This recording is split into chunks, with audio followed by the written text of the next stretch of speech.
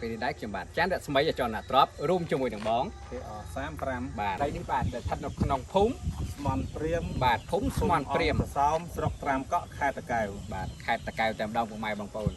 ចុះពីផ្លូវជាតិលេខ3បាទគីឡូ78ពុកម៉ែបងប្អូនចម្ងាយតែ100ម៉ែត្រទេពុកម៉ែបងប្អូនបាទនេះគឺជាទីតាំងដីពុកម៉ែបងប្អូនបាទអញ្ចឹងការប្រាចាប់សកម្មភាពបាទក្បាលដីនិងទំហំដីឲ្យពុកម៉ែបងប្អូនយើងបានមើលតិចទៅបាទកាយមកទីតាំងដីចាក់ឲ្យស្អាតណាស់ពុកម៉ែបងប្អូនបាទអញ្ចឹងចង់បញ្ជាក់ជូនពុកម៉ែបងប្អូនថាសម្រាប់ទីតាំងដីនេះពុកម៉ែបងប្អូនបាទពីមុន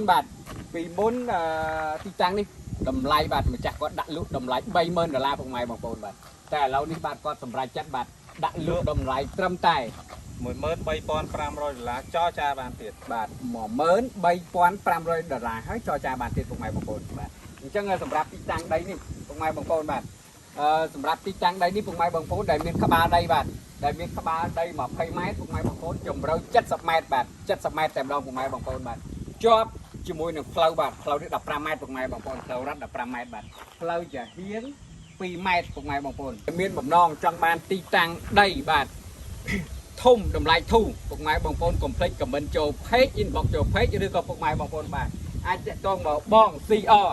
35បានតាមរយៈលេខទូរស័ព្ទ097 610 មាន Telegram ផងដែរបាទអញ្ចឹងគណៈពេលនេះដែរខ្ញុំបាទចាន់រស្មីចន្ទណាទ្របរួមជាមួយនឹងបង CR35 បាទសូមបង្វែរអារម្មណ៍ពុកម៉ែបងប្អូនទៅមើលសក្តានុពលជុំវិញនេះនៅខាងលើដូចតទៅបាទសូមព្រមជ័យ